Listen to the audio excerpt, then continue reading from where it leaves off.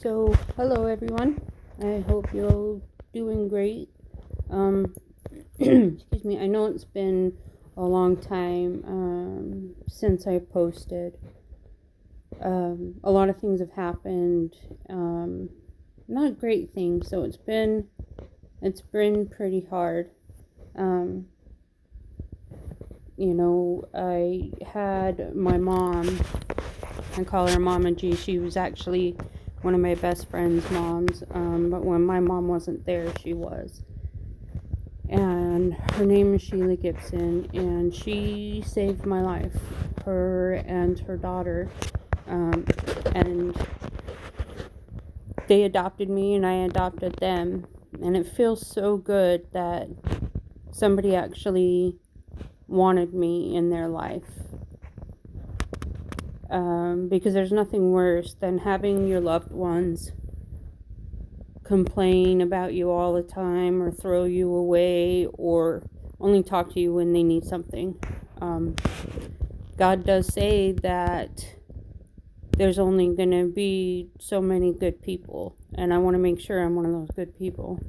But anyway, she saved my life. As you all know, I was abused in many different ways by many different people my entire life.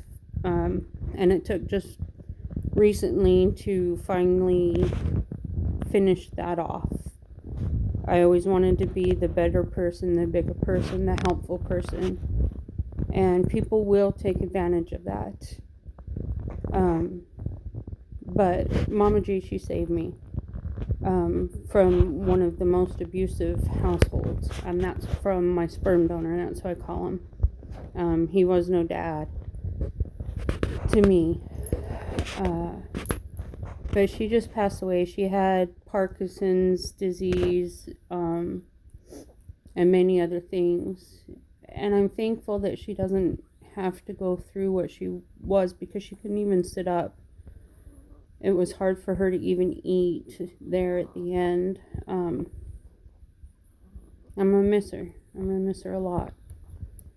So it's been really hard because I lost my dad, and he was a hero to me.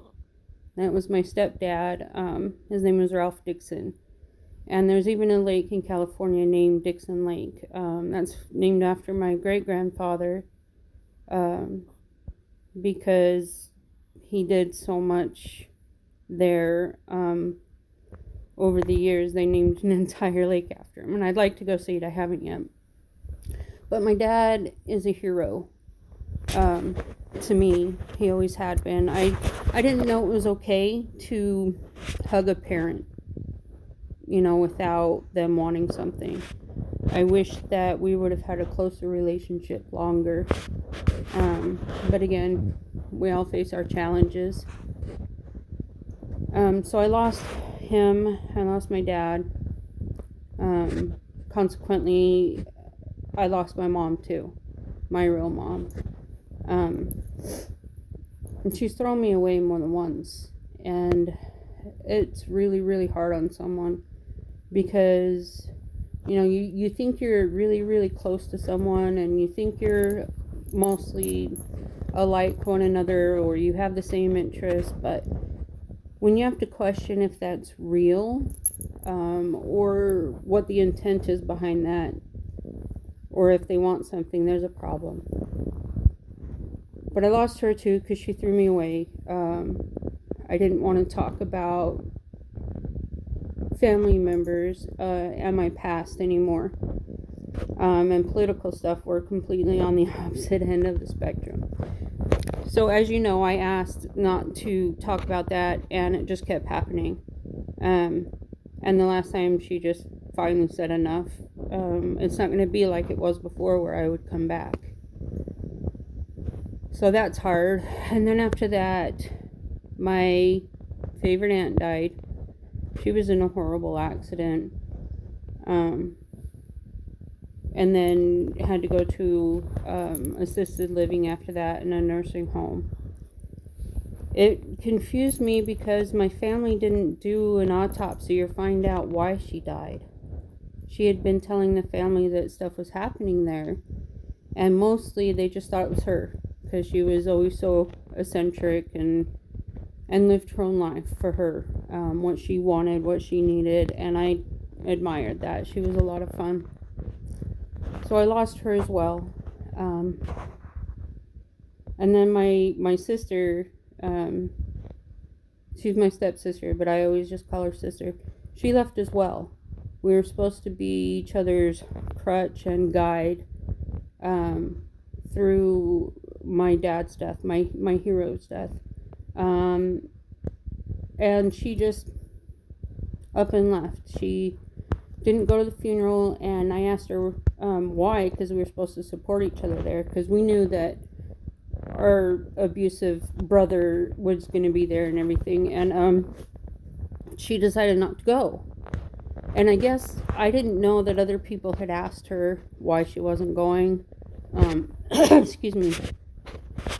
And she told me to keep her in the loop because she lost her father-in-law around the same exact time. So that was really difficult for her. But I asked her the question. I said, well, we're supposed to support each other. What's going on? Don't let him make you not come. So she yelled at me. She got really mad at me and yelled at me. And I said stuff I regretted, or that I still regret. But it wasn't like it was untrue stuff. I just told her we're supposed to be each other's support team. How could you do this? And she doesn't understand that I watched him every day get worse. Every day trying to help him. She didn't have to see that. I barely got her to come see him before he passed. And that was really hard. So she left me too, because I was like, don't yell at me. I had no idea. Don't treat me like that.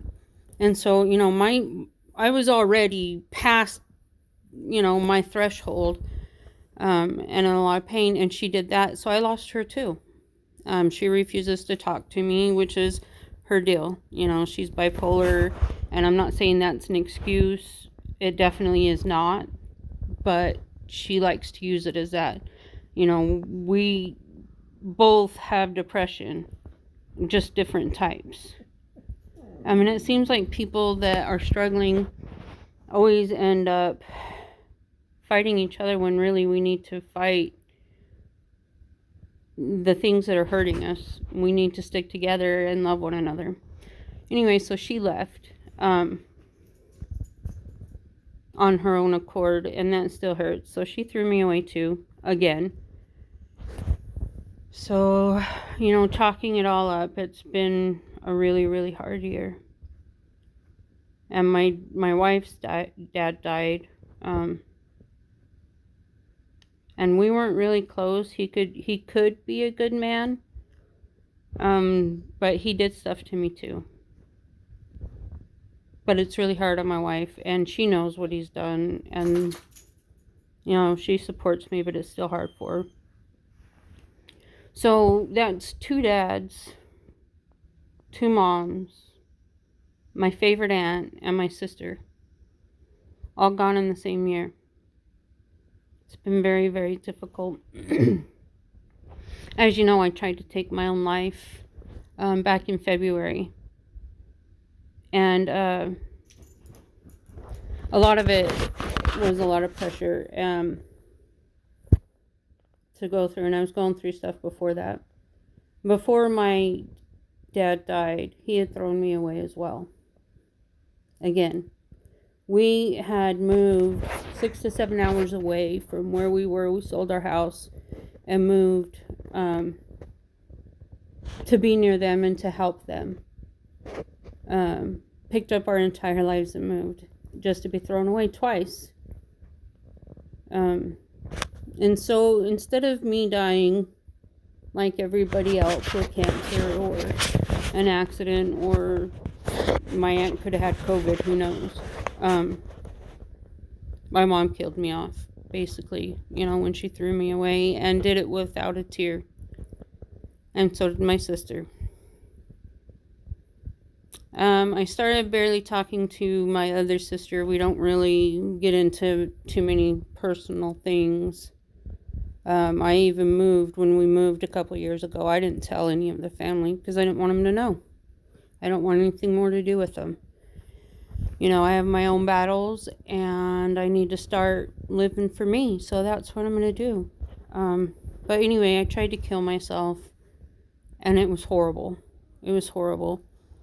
And I remember the way I looked and remembering, okay, if my loved one found me like that, you know, with my eyes just wide open, my mouth open and not moving and cold and stiff, and that picture haunts me. And thinking about that haunts me. I gave myself PTSD over that one. And so I promised God I would never do it again. And every time, you know, I get I don't know, a worry or a stress at night, I think that she's going to have to wake up to that. And it breaks my heart. But, you know, I'm still doing the therapy. I'm going to therapy and medications, and it's helping.